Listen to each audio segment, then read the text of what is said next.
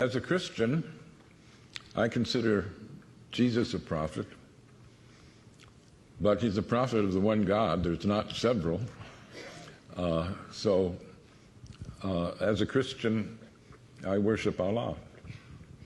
In the Quran, they ask Allah, through Muhammad, how they should pray. And here's one of many creeds in the Quran. We believe in God and in what was sent down to us and what was sent down to Abraham, Ishmael, Isaac, Jacob, and the 12 tribes, and what was given to Moses, Jesus, and all the prophets by the Lord. We make no distinction between any of them, and we devote ourselves to him in all of them.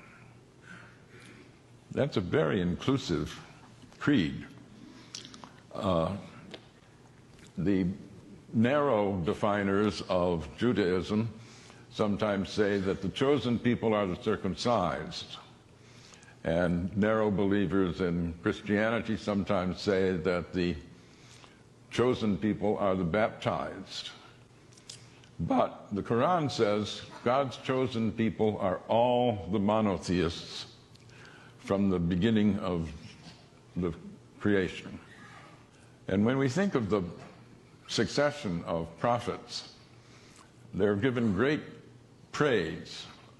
Muhammad praises Moses.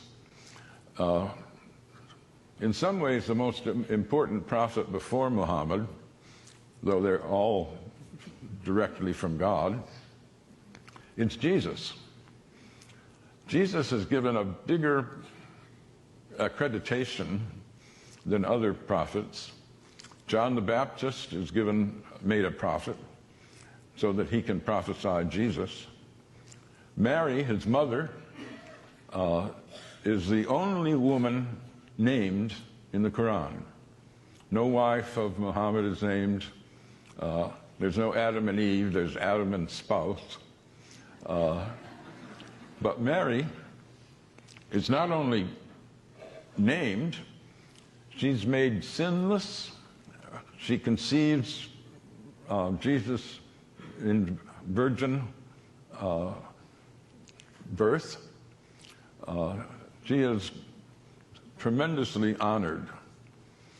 So one asks, if this is such an inclusive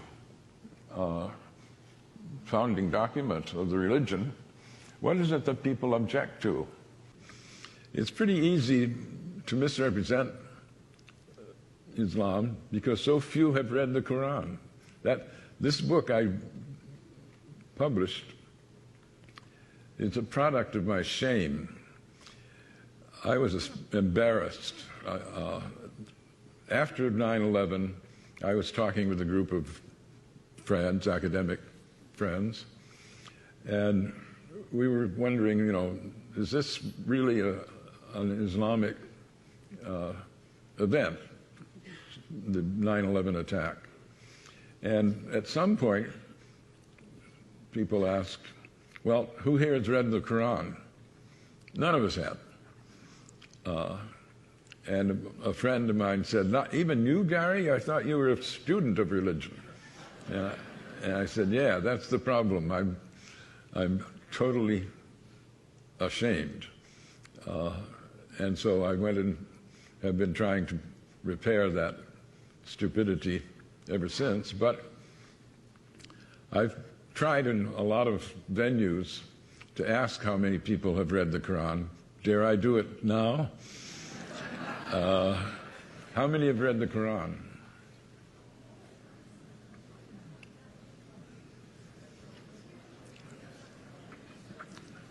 A minority, certainly. Well, I don't want to shame you, but I do. I think we should all be ashamed. We're throwing our weight around in a world where almost a quarter of the population are Muslims.